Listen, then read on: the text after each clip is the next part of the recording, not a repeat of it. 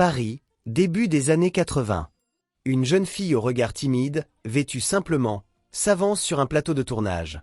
À peine 13 ans, et déjà tout un monde l'observe, la compare, l'attend au tournant.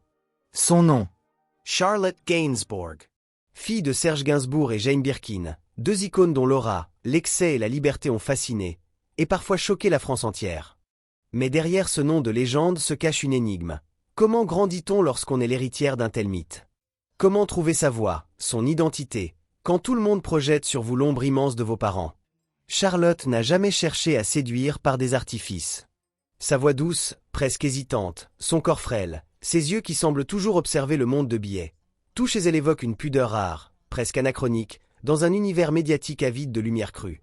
Et pourtant, derrière cette réserve, il y a une force inébranlable, celle de se mettre en danger sur scène, de choisir des rôles où la douleur, la sensualité, et parfois la provocation se mêlent jusqu'à brouiller les frontières. Des débuts timides aux rôles les plus controversés, de la musique intimiste aux collaborations avec les plus grands réalisateurs, Charlotte a construit un parcours à contre-courant, souvent incompris, toujours singulier. Mais ce chemin a un prix. Car à chaque étape, il y a eu des pertes, des blessures invisibles, et cette solitude particulière que connaissent ceux qui ont grandi sous les projecteurs sans l'avoir demandé. Et si, derrière la silhouette discrète et le sourire fragile, se cachait l'histoire d'une femme en lutte permanente? Lutte contre les attentes, contre le poids d'un nom, contre ses propres fantômes. C'est cette histoire, faite d'ombre et de lumière, de gloire et de douleur, que nous allons explorer. Celle de Charlotte Gainsbourg. Charlotte Lucy Gainsbourg voit le jour le 21 juillet 1971, à Londres, au cœur d'une union aussi mythique que sulfureuse, Serge Gainsbourg et Jane Birkin. Dès sa naissance, elle devient un symbole, presque un trophée de la bohème chic franco-britannique. Pourtant, derrière l'image glamour des photos dans Paris Match et les interviews au sourire complice, l'enfance de Charlotte se joue dans un décor bien plus complexe. Serge, poète provocateur, musicien génial et maître de l'ambiguïté, vit entre l'excès et la mélancolie. Jane, muse aux yeux clairs, comédienne et chanteuse, apporte de la lumière, mais n'échappe pas aux tempêtes émotionnelles d'un couple aussi créatif que chaotique. Charlotte grandit ainsi dans une maison où la musique, les mots et l'art sont omniprésents, mais où les excès et les tensions font partie du quotidien. Enfant, elle est déjà une observatrice silencieuse. Tandis que ses parents captent l'attention des caméras, elle se tient souvent en retrait, une poupée à la main, écoutant les conversations d'adultes où se mêlent éclats de rire, disputes et confidences. Très tôt, elle apprend à lire les visages, à déceler les humeurs avant même qu'elles ne se manifestent. Cette sensibilité, elle la portera toute sa vie et elle marquera son jeu d'actrice. L'école n'est pas un refuge. Charlotte fréquente l'école active bilingue Janine Manuel à Paris, mais sa différence saute aux yeux. Elle est la fille de, celle dont les parents sont connus de tous, celle dont les moindres faits et gestes peuvent finir dans un magazine. Ce poids de la notoriété familiale la pousse à développer un instinct de protection, parler peu, se confier rarement, et cultiver une discrétion presque maladive. Lorsque Serge et Jane se séparent en 1980, Charlotte n'a que 9 ans. Ce bouleversement laisse une trace profonde. Elle partage son temps entre la maison parisienne de son père, saturée d'objets, de tableaux, de vinyles, et l'univers plus aéré de sa mère, souvent en voyage. Deux mondes opposés, chez Serge, l'ombre, la fumée, l'intensité, chez Jane, la lumière, l'ouverture, mais aussi une forme d'absence. Charlotte apprend à naviguer entre ces univers, sans jamais vraiment se sentir complètement à sa place dans l'un ou l'autre. C'est à cette époque que la graine artistique germe. Serge, conscient de la sensibilité particulière de sa fille, l'encourage à jouer du piano, à écouter les disques de Chopin ou de The Beatles, à écrire des mots dans un carnet. Jane, de son côté, lui transmet le goût du cinéma et l'importance de rester sincère, même face à une caméra. À 13 ans, Charlotte fait ses premiers pas au cinéma dans Paroles et musique, 1984, aux côtés de Catherine Deneuve. Ce n'est pas un rôle majeur, mais elle découvre un espace où sa timidité peut devenir une force. Quelques mois plus tard, son père l'écrit et la dirige dans Le Mont Inceste, un duo musical qui choque la France entière.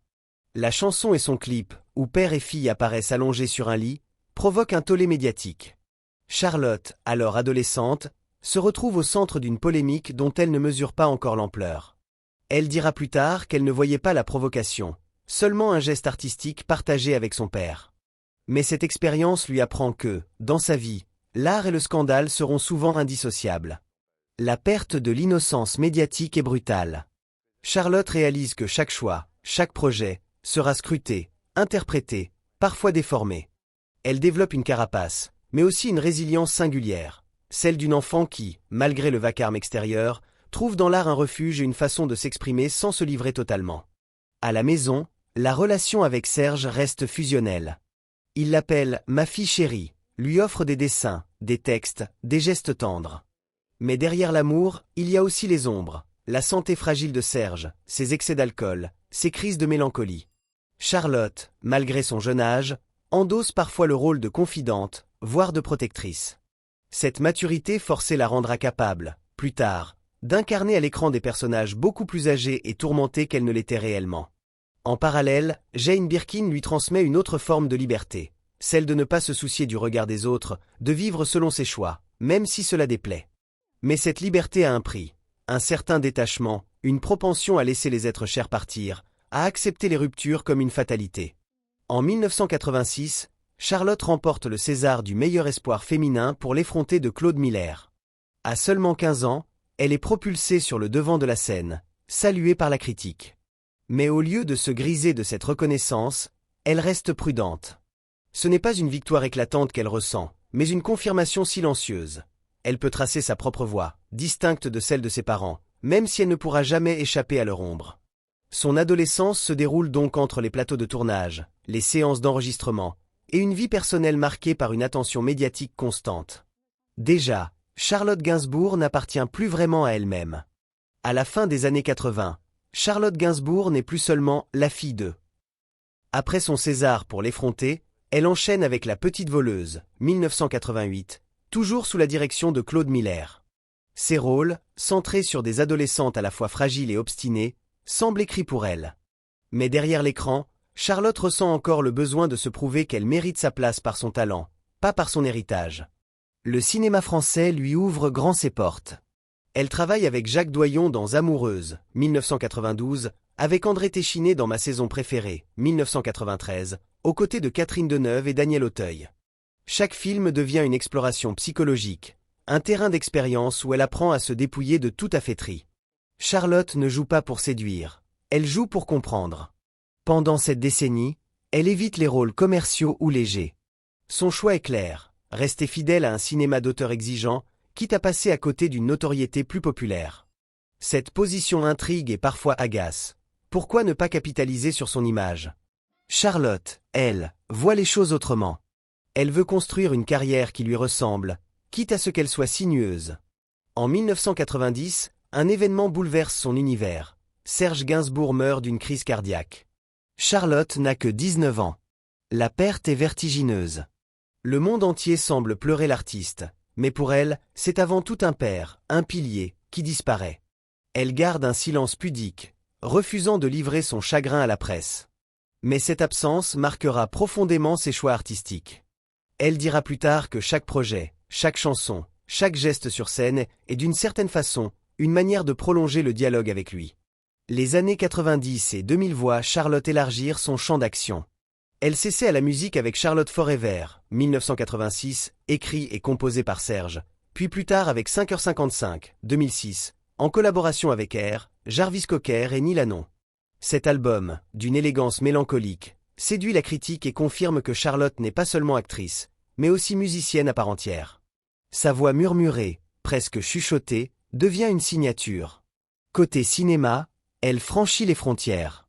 Elle tourne dans Jane Eyre, 1996, sous la direction de Franco Effirelli, où elle incarne l'héroïne avec une intensité contenue, fidèle à son style. Elle joue aussi dans 21 grammes, 2003, d'Alejandro González Iñárritu, aux côtés de Sean Penn et Naomi Watts. Ses expériences internationales élargissent son public, mais Charlotte garde la même attitude, discrète, presque fuyante face aux médias, concentrée sur son travail. Puis arrive une rencontre décisive, Lars von Trier. Avec Antichrist, 2009, Charlotte s'engage dans un rôle extrême, à la frontière du supportable. Elle y incarne une femme en deuil, plongée dans une spirale de douleur et de violence. Le tournage est éprouvant, physiquement et psychologiquement. Le film choque, divise, mais Charlotte reçoit le prix d'interprétation féminine à Cannes. Ce sera le début d'une collaboration régulière avec le réalisateur danois, qui lui confiera des rôles majeurs dans Melancholia, 2011, et Nymphomaniac, 2013. Cette période assoit définitivement son image d'actrice audacieuse, prête à se mettre en danger pour un rôle. Mais elle creuse aussi un sillon, celui d'une artiste associée à des univers sombres, à des personnages écorchés, à des histoires où l'émotion est mise à nu. Cette intensité attire autant qu'elle effraie, le public la respecte, mais certains la trouvent inaccessible, presque énigmatique. En parallèle, Charlotte continue la musique. IRM, 2009, réalisé avec Beck, est un album marqué par l'accident cérébral qu'elle a subi quelques années plus tôt, après une chute de ski. L'IRM, imagerie par résonance magnétique, qu'elle a passée devient une métaphore de l'introspection et du corps mis à l'épreuve. Elle transforme un épisode médical traumatisant en œuvre artistique, preuve de sa capacité à sublimer la douleur. Les récompenses s'accumulent. César de la meilleure actrice dans un second rôle pour La Bûche, 1999, prix d'interprétation à Cannes, victoire de la musique. Mais Charlotte ne semble jamais courir après les honneurs. Chaque fois, elle se retire vite de la lumière, presque gênée par les applaudissements. Dans la sphère privée, Charlotte forme un couple solide avec Yvan Attal depuis le début des années 90. Ensemble, ils ont 3 enfants. Leur relation, bien que discrète, devient un rare exemple de stabilité dans le milieu artistique. Attal la dirige dans plusieurs films, comme Ma femme est une actrice, 2001, et ils se marièrent et eurent beaucoup d'enfants, 2004, où Charlotte joue souvent des variations de son propre rôle de femme publique réservée. À ce stade, Charlotte Gainsbourg est devenue une figure incontournable du cinéma d'auteur français et international, tout en cultivant un rapport singulier à la célébrité, présente mais insaisissable, admirée mais toujours à distance. Mais cette ascension constante cache une vérité plus fragile. Derrière la reconnaissance et les projets prestigieux, il y a un poids, celui des pertes, des blessures intimes, et de cette sensibilité qui l'expose autant qu'elle la protège. Et bientôt, ces failles vont être mises à l'épreuve comme jamais auparavant. À mesure que Charlotte Gainsbourg avance dans sa carrière, un paradoxe s'installe. Plus son talent est reconnu, plus elle semble s'enfoncer dans des univers où la douleur et la fragilité dominent. Comme si chaque rôle était une manière de fouiller plus profond dans ses propres zones d'ombre. Après Antichrist, Melancholia et Nymphomaniac, beaucoup se demandent comment elle parvient à encaisser psychologiquement des personnages aussi extrêmes. Charlotte répond toujours avec la même pudeur. Elle joue, mais ne confond pas sa vie et ses rôles. Pourtant, ceux qui la connaissent savent qu'elle ne sort pas indemne de ses tournages. Lars von Trier, exigeant, la pousse dans ses retranchements. Elle accepte tout, les scènes difficiles, les dialogues crus, les confrontations violentes, parce qu'elle veut aller au bout de l'expérience. Mais après, le silence. Une fatigue morale qui s'installe. En 2007, un accident de ski bouleverse sa vie. Une chute banale, mais qui entraîne une hémorragie cérébrale. Hospitalisation, IRM, crainte d'une opération lourde. Charlotte échappe au pire, mais garde la sensation qu'un fil invisible s'est tendu, qu'une fragilité nouvelle est entrée dans son existence. L'album IRM sera directement inspiré de cette épreuve. Preuve que, chez elle, l'art et la vie ne cessent de dialoguer. Mais la blessure la plus profonde ne vient pas du cinéma, ni de la musique, elle vient de la vie intime. En 2013, Kate Barry, sa demi-sœur, photographe talentueuse et fille de Jane Birkin et du compositeur John Barry, meurt en tombant de la fenêtre de son appartement parisien. Les circonstances restent floues, la douleur est immense. Charlotte, déjà marquée par la perte de son père 23 ans plus tôt, se retrouve à nouveau face à un vide impossible à combler. Elle choisit de quitter Paris pour New York, espérant trouver dans l'anonymat de la ville une forme de respiration. New York devient pour elle un refuge paradoxal. Loin de la France, elle échappe à la pression médiatique, mais se retrouve confrontée à une solitude nouvelle. La ville lui offre un anonymat rare, mais aussi un isolement qui nourrit la mélancolie. Elle confiera plus tard que c'est dans cette période qu'elle a commencé à accumuler les regrets, les pensées obsédantes sur ce qu'elle aurait pu dire ou faire avant les pertes irréversibles. Le deuil de sa sœur est suivi par d'autres épreuves. Sa mère, Jane Birkin, affaiblie par des problèmes de santé, alterne hospitalisation et convalescence. Charlotte revient souvent en France pour être auprès d'elle, mais sait que le temps est compté. Cette conscience de la finitude nourrit ses projets artistiques, qui deviennent plus introspectifs encore. Son album Reste, 2017, est marqué par des paroles sombres, hantées par la mort, les souvenirs, et une nostalgie presque douloureuse. Elle y chante en français, comme pour renouer avec une part intime d'elle-même qu'elle avait mise à distance en vivant aux États-Unis. Sur le plan professionnel, certains critiques commencent à se demander si Charlotte ne s'enferme pas dans un type de rôle, celui de la femme écorchée, silencieuse, presque évanescente. Mais pour elle, ce n'est pas un calcul. C'est une nécessité. Elle ne sait pas jouer autrement que dans la vérité émotionnelle, même si cela la prive parfois de projets plus légers ou populaires. Puis arrive 2023. Jane Birkin s'éteint à Paris. Charlotte perd non seulement sa mère, mais aussi son dernier lien direct avec le noyau familial qui avait défini son identité. La France entière rend hommage à Jane, mais pour Charlotte, c'est une perte intime, déchirante, que les caméras et les discours officiels ne peuvent adoucir. Lors des obsèques, on la voit, digne mais bouleversée, soutenant ses sœurs Loudoyon et Kate, absentes pour toujours. Cette succession de drames laisse des traces. Charlotte parle rarement de dépression, mais admet que certaines périodes de sa vie ont été traversées dans un état de grande vulnérabilité. Elle trouve refuge dans la création, mais aussi dans la famille qu'elle a construite avec Yvan Attal et leurs enfants. Cependant, le public perçoit cette ombre constante dans son regard, cette impression qu'elle porte, même dans la joie, une tristesse inamovible. Sa discrétion face aux médias, qui autrefois renforçait son aura mystérieuse, prend désormais une autre dimension. Elle devient une manière de se protéger, de garder pour elle ce qui ne peut être partagé. Ses interviews, rares, sont mesurées, ses réponses parfois évasives. Elle ne cherche pas à se justifier, encore moins à se livrer entièrement. Elle laisse ses films et ses chansons parler pour elle.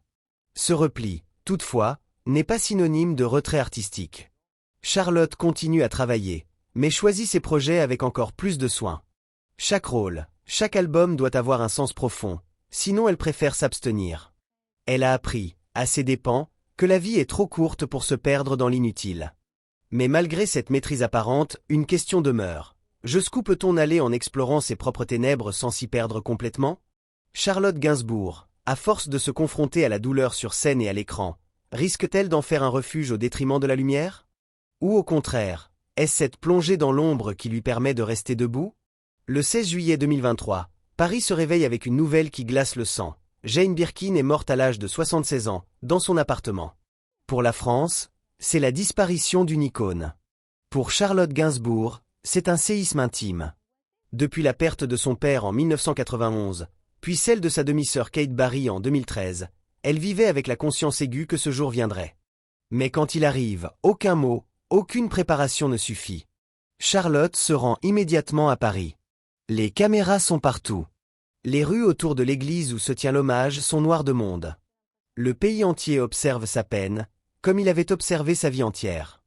On la voit soutenir sa sœur Loudoyon, les traits tirés, les yeux rougis mais secs, comme si les larmes avaient été épuisées en privé. À ce moment précis, l'enfant Gainsbourg-Birkin est définitivement orpheline. Le drame n'est pas seulement la perte d'une mère aimée, c'est aussi la disparition du dernier pilier vivant de ce couple mythique qui a façonné sa vie. La maison Gainsbourg, rue de Verneuil, devient un mausolée. Le parfum de Jane, sa voix, ses gestes, ne sont plus que souvenirs.